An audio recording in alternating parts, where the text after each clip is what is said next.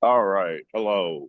We are live on YouTube, Universal Peace Covenant reading. And I'm doing this for two reasons. One is because I just had a spectacular idea. Since we do this every day and we're somebody here every day, I want to ask that we come up with and share a peace song every day. The name of the peace song, and maybe sometimes we can play it, but we're going to do that. My name's Terrence Lamont, National Peace Ambassador. Also, have some other people coming in today. Thomas is going to be our leader reader today. And so I'll tell you guys again. So just told the people who are watching on YouTube that I would like to institute something, which I think is going to be really fun. And we may not, it'll flow in different ways. But that is for us to introduce a peace song every day. Somebody can just say, song of peace today is this. It could be any one of us. We only need to do one. I don't want it to take over too much time, but if anybody just listened to a nice peaceful song, or there's one from your childhood that you remember, like each day we can just share that with each other before we read the peace covenant. So I'll go first, unless somebody else is burning and they know they got one. Cassie, you got one? I minister at Unity Spiritual Center, and we end every Sunday at "Let there be peace on earth, and let it begin with me. Let Yeah. there be peace on earth, the peace that was meant to be." Okay, awesome. So that's today's peace song. Let there be peace on earth. So tomorrow we'll have another one. And also, obviously, to some people, want to use this reading to honor Miss Jane Goodall. Left the planet yesterday. She was on a speaking tour at the age of 91. And I know some people don't know who Jane Goodall is or why I would be talking about her on this.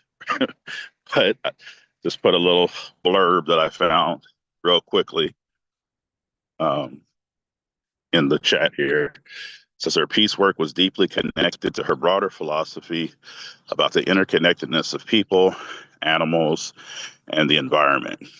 She worked to promote a more harmonious, sustainable relationship between people, animals, and the natural world, viewing conservation and peace as fundamentally linked issues. So, of course, Jane Goodall worked with chimpanzees and brought us an incredible amount of knowledge about how they operate and how closely we are related to them.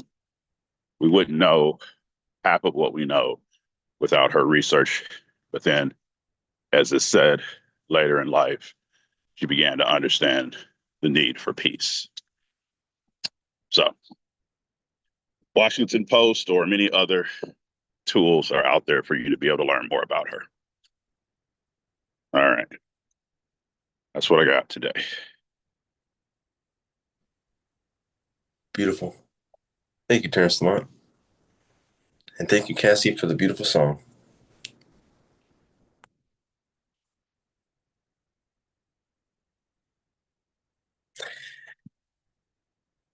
Welcome to the Virtual Peace Dome, where we offer the daily reading of the Universal Peace Covenant. This is the 2011th consecutive day reading here on Zoom. First, let us thank all the individuals from many walks of life who created this sacred document. And for today specifically, let us give thanks to actually one of our attendees here on this beautiful day, Dr. Pam Blosser.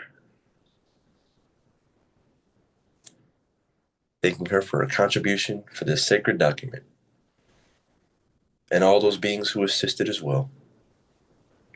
We give thanks.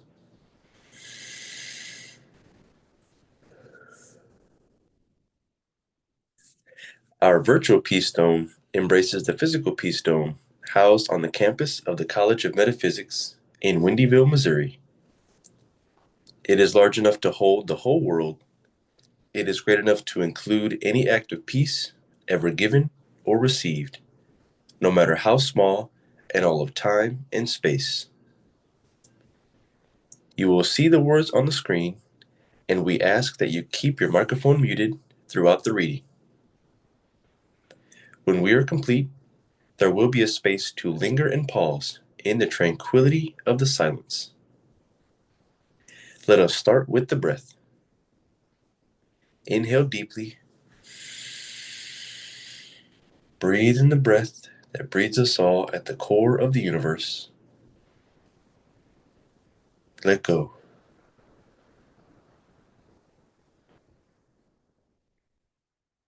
Receive a long, deep breath and open to eternal peace, our constant, silent companion, ever here, ever now, ever present. Let go.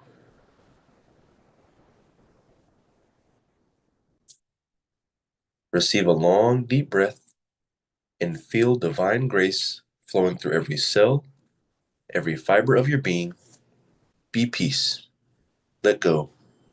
Be grace. As we flow into our reading.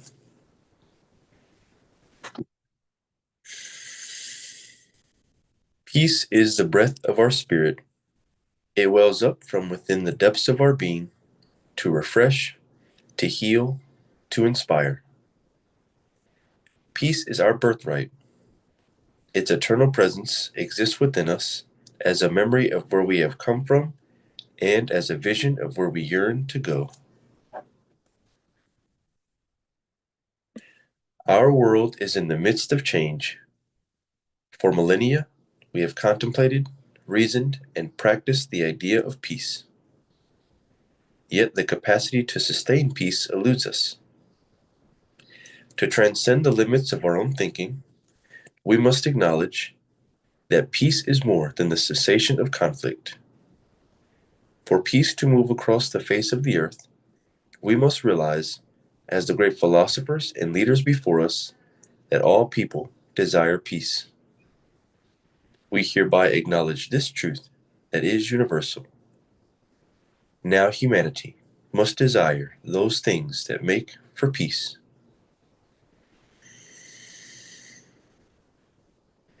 We affirm that peace is an idea whose time has come. We call upon humanity to stand united, responding to the need for peace. We call upon each individual to create and foster a personal vision for peace. We call upon each family to generate and nurture peace within the home. We call upon each nation to encourage and support peace among its citizens. We call upon each leader, be they in the private home, house of worship, or place of labor, to be a living example of peace. For only in this way can we expect peace to move across the face of the earth. World peace begins within ourselves. Arising from the Spirit, peace seeks expression through the mind, heart, and body of each individual. Government and laws cannot heal the heart. We must transcend whatever separates us. Through giving love and respect, dignity and comfort, we come to know peace. We learn to love our neighbors as we love ourselves, bringing peace into the world. We hereby commit ourselves to this noble endeavor.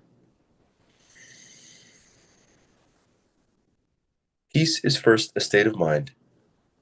Peace affords the greatest opportunity for growth and learning, which leads to personal happiness. Self-direction promotes inner peace and therefore leads to outer peace. We vow to heal ourselves through forgiveness, gratitude, and prayer. We commit to causing each and every day to be a fulfillment of our potential, both human and divine. Peace is active, the motion of silence, of faith, of accord, of service. It is not made in documents, but in the minds and hearts of men and women. Peace is built through communication. The open exchange of ideas is necessary for discovery, for well-being, for growth, for progress, whether within one person or among many. We vow to speak with sagacity, listen with equanimity, both free of prejudice. Thus we will come to know that peace is liberty in tranquility. Peace is achieved by those who fulfill their part of a greater plan. Peace and security are attained by those societies where the individuals work closely to serve the common good of the whole. Peaceful coexistence between nations is the reflection of man's inner tranquility magnified. Enlightened service to our fellow man brings peace to the one serving and to the one receiving.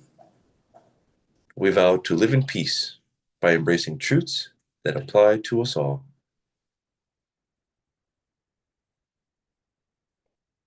Living peaceably begins by thinking peacefully. We stand on the threshold of peace-filled understanding. We come together, all of humanity, young and old, of all cultures, from all nations. We vow to stand together as citizens of the earth, knowing that every question has an answer, every issue a resolution. As we stand, united in common purpose, we hereby commit ourselves in thought and action, so we might know the power of peace in our lifetimes. Peace be with us always. May peace prevail on earth.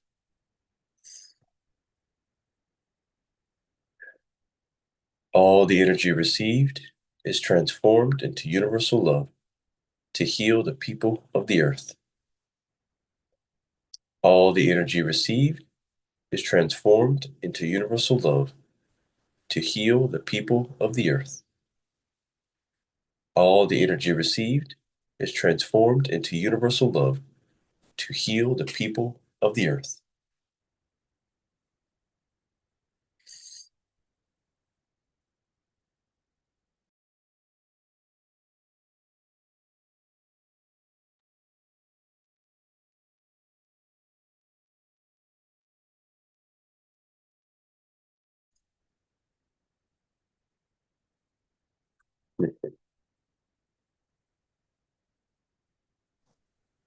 Thanks, Thomas. You guys all have a great day.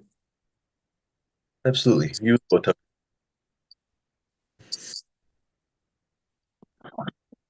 See you later.